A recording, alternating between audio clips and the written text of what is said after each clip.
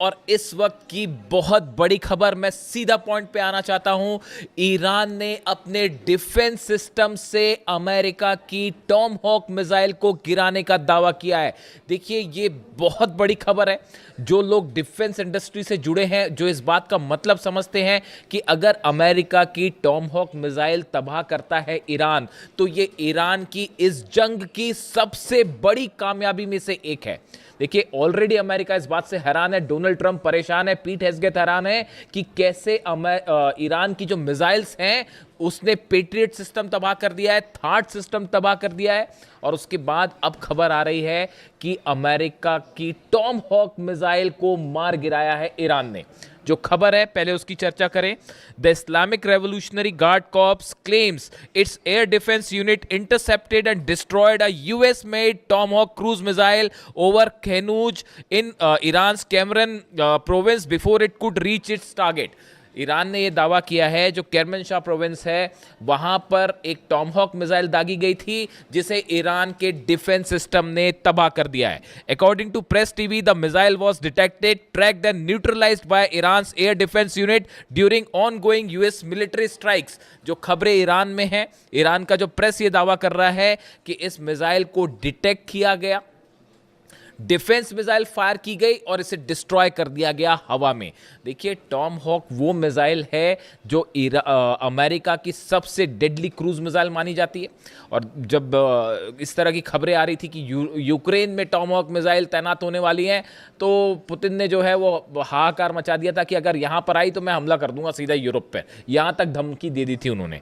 अब ऐसे में आप देखिए, ईरान का ये दावा है टॉम हॉक मिसाइल गिराने का। आप एक बार, अगर टॉमहॉक मिसाइल इतना अहम क्यों है ये पूरा मामला, अगर आप टॉमहॉक मिसाइल्स की जो फीचर्स हैं उस पर डिस्कशन करें। एक तो ये अपने साथ करीब 500 किलो तक का वॉरहेड लेके जा सकती है, यानी 500 किलो तक का बॉम्ब अपने साथ लेके जो है वो ट्रैवल कर सकती है।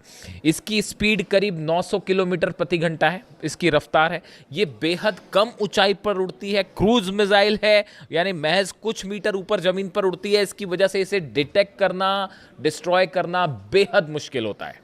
इसीलिए इसे डिटेक्ट करना बहुत बड़ा चैलेंज है। और टॉमहॉक मिसाइल्स के डिटेक्ट करने के बहुत ही कम एग्जांपल्स मिलेंगे अगर आप उसको सर्च भी करेंगे तो। इसमें नेविगेशन सिस्टम है, जीपीएस है, टेरेन मैपिंग है, डिजिटल मैप है, मैचिंग, ये सब जो टेक्नोलॉजीज हैं, terrain counting, matching, telecom technologies, ये इसको बेहद आधुनिक बनाती है। ये अपना रास्ता बदल सकती है, अपने टारगेट को खोज के हिट कर लेगी। यानी देखिए, ये ऐसी चीज़ है टॉमहॉक मिसाइल जो सबसे एडवांस मिसाइल्स में से एक है अमेरिका की, खास तौर पर जब शॉर्ट डिस्टेंस टारगेट की बात होती है। हम अभी आईसीबीएम की बात नहीं कर रहे या बैलिस्टिक मिसाइल्स की बात नहीं कर रहे हैं। ये जो शॉर्ट रेंज मिसाइल्स है जो कम डिस्टेंस से फायर की जाती है, इसमें बहुत ही ज़्यादा ये सटीक मानी जाती है। अब देखिए, ऐसे हालात में एक तो इसको बनाने में बहुत वक्त लगता है, करीब 2 साल लग जाते हैं एक मिसाइल बनाने में, और 34 करोड़ के करीब इसका खर्चा आता है, जो इसकी जो जानकारियाँ हैं। अब देखिए, इस पे जो है, इसको डिटेक्ट करने का मतलब ये है कि ईरान के पास, देखिए, ईरान ने दरअसल पिछले, अगर आप 7 दिन की बात करें हमलों की, देखिए कभी भी कोई भी खबर को जब आप एनालाइज करते हैं तो 2 तरीके से, 2 स्तर पर होती है। एक तो पत्रकार की तरह मैंने आपको खबर बता दी साहब कि कुवैत पर हमला हो गया, वहाँ पेट्रियट तबाह हो गया, फिर जो है जॉर्डन में हमले हुए, वहाँ थार्ड सिस्टम तबाह हो गया, इस तरह की बातें। एक होती है आप उसको एक्सपर्ट्स के साथ चर्चा करते हैं, उसको समझने की कोशिश करते हैं कि इसके क्या मायने हैं, यानी आप उसका एनालिसिस करते हैं। देखिए, आज एक, मैं सुबह अपना वीडियो जो मैंने डाला, सुबह वीडियो, सीरैम सिस्टम जो है अमेरिका का, वो तबाह किया गया। सीरैम सिस्टम जो कि ड्रोन्स को डिटेक्ट करने में काम आता है, लेज़र की इसमें तकनीक होती है, इस्तेमाल किया जाता है, उसको तबाह किया, ऐसा दावे ईरान के हैं। उसमें बड़े सारे कमेंट आए कि आप जो है ये नहीं बताते हो कि ईरान में कितनी तबाही हुई, आप अमेरिका की तबाही ज़्यादा क्यों बताते हो। मैं इसका एक जवाब देना चाहता हूँ। देखिए, आप अगर मीडिया को देखेंगे तो आपको बड़ी आसानी से ये डिटेल्स मिल जाएंगे कि ईरान में कहाँ हमला हुआ है, ईरान में क्या तबाह हुआ है, ये बताने वाले आपके पास बहुत सारे सोर्स हैं। लेकिन अमेरिका में कितना नुकसान हुआ है, इजराइल में, ये बताना एक तो बड़ा चैलेंजिंग काम है। देखिए, ये दावे करना बहुत ही, इसमें आपको मेहनत लगेगी, रिसर्च लगेगी, आपके सोर्सेज मजबूत होने चाहिए। तभी आप ये काम कर सकते हैं। इसीलिए हम एक कोशिश करते हैं कि आप तक वो खबर पहुंचाएं जो साधारण इजीली आप तक नहीं पहुंच पा रही है। दूसरी चीज़ ये है कि ईरान के जो हमले होते हैं अमेरिकन बेसिस पे या इजराइल में या मिडिल ईस्ट में, यहाँ से खबरें निकालना बड़ा मुश्किल हो जाता है, क्योंकि मीडिया कवरेज पर बैन लग जाती है इन देशों में कि आप जो है वो मीडिया कवर नहीं कर सकते। आप चाहे सऊदी अरब की बात कर लें, चाहे आप यूएई की बात कर लें, सब जगह निर्देश हो जाता है कि भाई इसको कवर मत करिए। इसी तरह का हाल जो है वो कुवैत में भी है, इजराइल से तस्वीरें बाहर आती नहीं है। तो इन हालात में यहाँ से खबरें निकालना बड़ा मुश्किल होता है, लेकिन उसके बावजूद हम ये कोशिश करते हैं। इसीलिए ज़्यादा खबरें ये होती हैं कि ईरान ने कितना नुकसान पहुंचाया, बात नंबर 1। बात नंबर 2, कई बार आप सिर्फ खबर ही नहीं बताते हो, आपको स्टैंड भी लेना पड़ता है कि क्या चीज़ सच है, क्या चीज़ सही है, क्या चीज़ गलत है। अगर 168 बच्चियों पर टॉमहॉक मिसाइल से हमला होगा तो उसकी आलोचना भी होगी। वो मैं सिर्फ खबर ही नहीं दूंगा, उसकी आलोचना भी करूंगा, और जितनी हो सकती है उतनी करूंगा, क्योंकि आप सिर्फ हर बार सिर्फ एक खबर देने तक सीमित नहीं रह सकते। आपको ये भी बताना होगा कि क्या चीज़ सही हो रही है। अगर बच्चे मर रहे हैं फिलिस्तीन में तो उसको बोला जाएगा कि ये जेनोसाइड है साहब। अगर छोटे छोटे बच्चे मर रहे हैं, 30,000 बच्चों को अगर फिलिस्तीन में भूखा मार दिया जाए तो वह सिर्फ खबर बताने तक कम से कम मैं तो सीमित नहीं रहूंगा। मैं ये भी बताऊंगा कि ये जेनोसाइड है और इसकी आलोचना की जानी चाहिए। ठीक है, तो ये भी बात होती है। दूसरा, आप जब खबरें निकालते हैं वो आपको पता ही है। देखिए, मैं इस बारे में कुछ नहीं कहना चाहता। ये इस वॉर के दौरान की करीब 20 से 25 खबरें ऐसी हैं जो हमने प्रिडिक्ट की और वो बिल्कुल सही हुई। जिस दिन अली खामेनी साहब पर अटैक हुआ था, इस तरह की चर्चाएं शुरू हो गई थी कि बस अब तो हार गया ईरान, अब तो हार गया ईरान। हिंदुस्तान में शायद इकलौता हमारा पॉडकास्ट है जिसमें हमने ये कहा था कि आप जंग करके देख लीजिए, ईरान कभी नहीं हारेगा। 5 महीने बाद आप कहाँ खड़े हैं देख लीजिए। हकीकत जानना चाह रहे हैं आप? थार्ड सिस्टम के ऊपर मिसाइल गिरी है, चेक कर लीजिए जाके। तस्वीरें आएंगी बाहर, जब आएंगी सैटेलाइट से, ये मैं दावा कर रहा हूं आपको। थार्ड सिस्टम के ऊपर मिसाइल गिरी है। पेट्रियट सिस्टम 3 जगह तबाह हुए हैं। मुझसे कोई कह रहा था कि आप बार बार पेट्रियट, भाई साहब, कुवैत में अलग पेट्रियट सिस्टम तबाह हुआ है, बहरीन में अलग तबाह हुआ है, जॉर्डन में तबाह हुआ है। जॉर्डन में तो जहां लगा था ना पेट्रियट सिस्टम, उसके ऊपर खुर्रमशहर 4 मिसाइल गिरी है।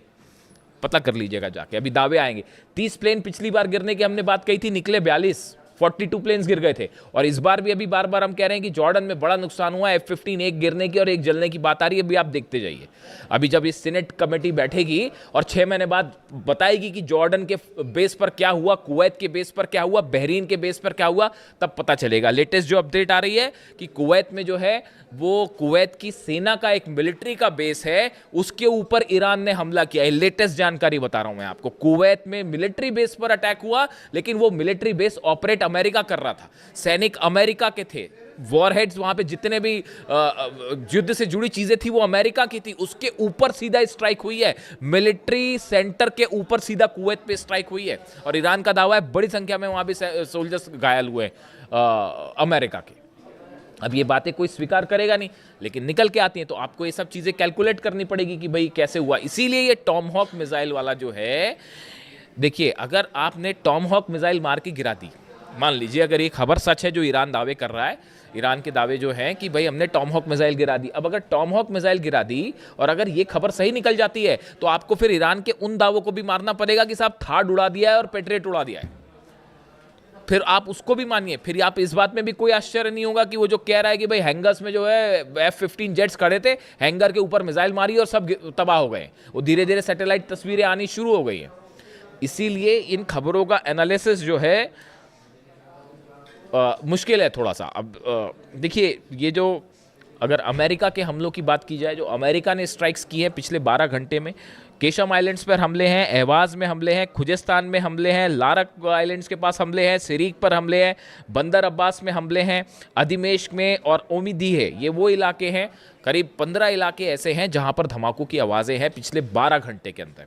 तो ईरान पे तो स्ट्राइक हो ही रही है, लेकिन जब आप आ जाके सर्च करेंगे तो आपको दुनिया भर के अखबार, दुनिया भर के मीडिया आपको डिटेल बता देगी बड़ी आसानी से कि हाँ भाई, ईरान में जो इस जगह धमाके हुए, ईरान छुपाता भी नहीं उस बात को, बता देता है हाँ यहाँ हमारे हमले हुए हैं, इतने पुल तबाह हुए हैं। आपको ये बात कौन बताएगा कि जॉर्डन में कितने बेस तबाह हुए हैं अमेरिका के, कुवैत में कितने बेस तबाह हुए हैं, बहरीन में कहाँ कहाँ मिसाइल्स गिरी है, अमेज़न के डेटा सेंटर पर हमला हुआ, आज खोल के देख लीजिए पूरी खबरें क्या है। मिसाइल गिरी, उसके 15 मिनट के अंदर हमने खबर अपलोड कर ली थी, परसों का मेरा वीडियो उठा के देख लीजिए आप। अमेज़न का डेटा सेंटर हिट हुआ था 15 मिनट के अंदर, जबकि मैं तो पॉडकास्ट कर रहा हूं। और देखिए ये सब दावे सच साबित होंगे। थर्ड सिस्टम, उससे कई कमेंट्स पे सवाल उठ रहे थे कि ये कैसा हो सकता है, कैसे हो सकता है। पेट्रियट सिस्टम तबाह हुआ है, थर्ड सिस्टम तबाह हुआ है, जेट्स कई जलने की खबर है, और अब ये है ये टॉमहॉक वाले जो ये अभी दावे के लेवल पे है। इसको वेरीफाई करने में टाइम लगेगा, है या नहीं है, टाइम लगेगा, लेकिन ये दावा चूंकि है और बहुत बड़ा दावा है, तो टॉमहॉक मिसाइल को मार गिराना आसान बात नहीं है।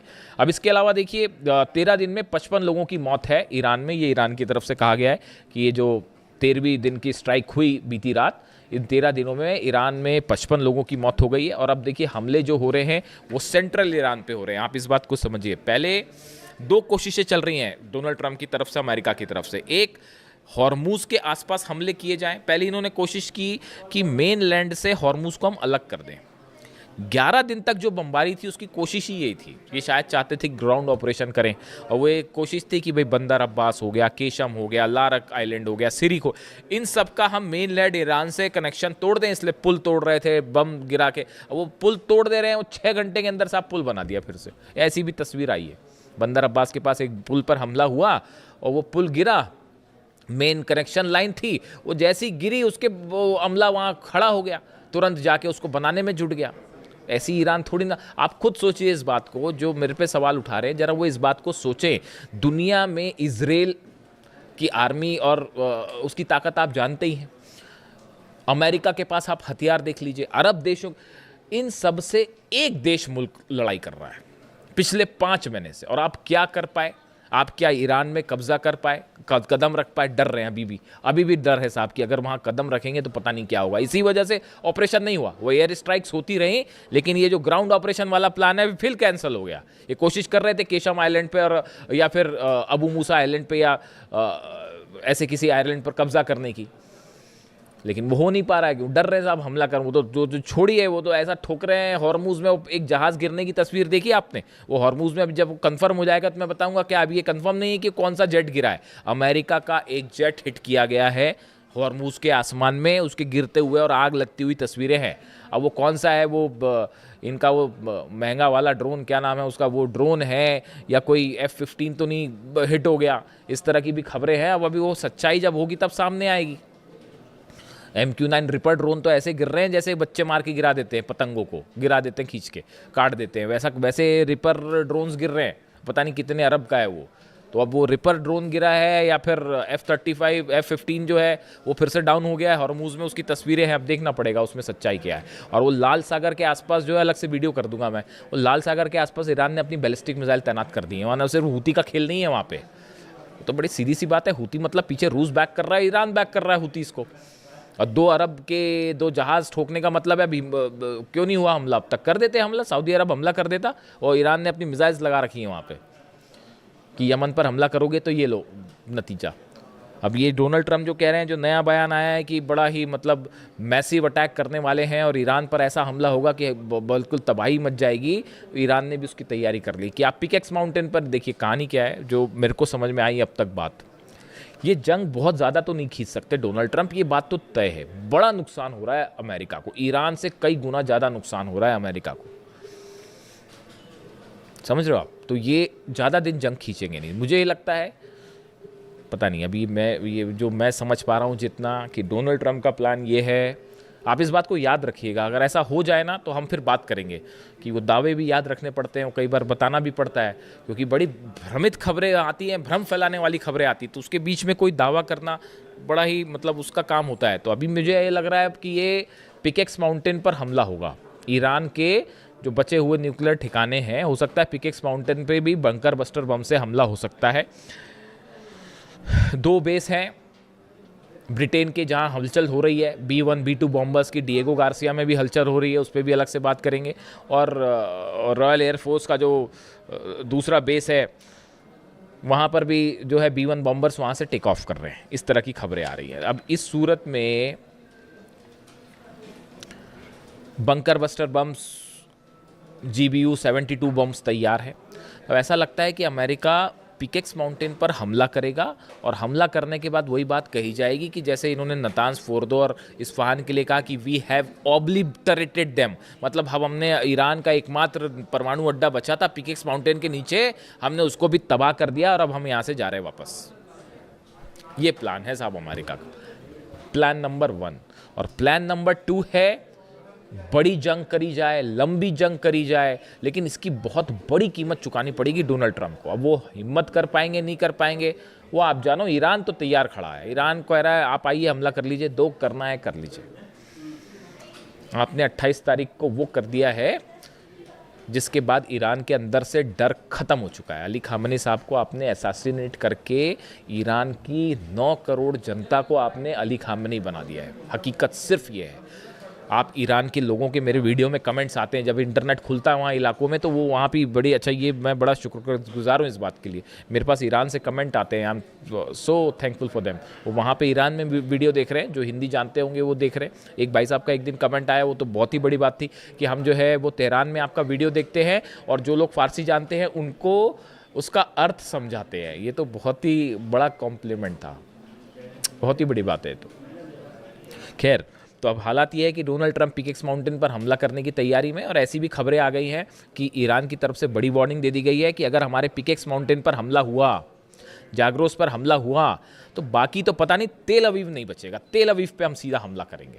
वो ईरान ने अपनी प्लानिंग कर रखी है। और मैं आपको बताऊंगा कैसे नेटो के बेसिस पर हमला होने वाला है, यूरोप कैसे खतरे की जद में है, और कैसे जो है वो तेल अवीव से सीधा इजराइल पर हमला कर देगा ईरान अगर पिकेक्स माउंटेन पर न्यूक्लियर सेंटर्स पर हमले होते हैं तो। लेकिन इस बीच बड़ा डेवलपमेंट ये है साहब कि अब्बास अराक्ची साहब की लावरोव से मुलाकात हुई है, रूस के विदेश मंत्री से, और चीन के विदेश मंत्री वांग यी से मुलाकात हुई है। एससीओ समिट हो रही है उसमें, और उसमें काफ़ी सारे डेवलपमेंट हैं। देखिए, बड़ी चीज़ें होती हैं जब आप डिप्लोमेसी की बात करते हैं। देखिए, जितनी लंबी जंग उतनी बड़ी ईरान की जीत, हकीकत यही है। तो अब ये रूस का क्या कहना है, चीन का क्या कहना है, ये सब चीज़ें तय करेंगी कि आगे क्या होने वाला है। लेकिन फ़िलहाल जहाँ से बात शुरू की थी कि अगर वाकई ईरान ने टॉमहॉक मिसाइल गिरा दी है, तो ये तो ईरान ने वाकई गजब कर दिया है। वीडियो कैसा लगा कमेंट करके ज़रूर बताएं। Thank you so much.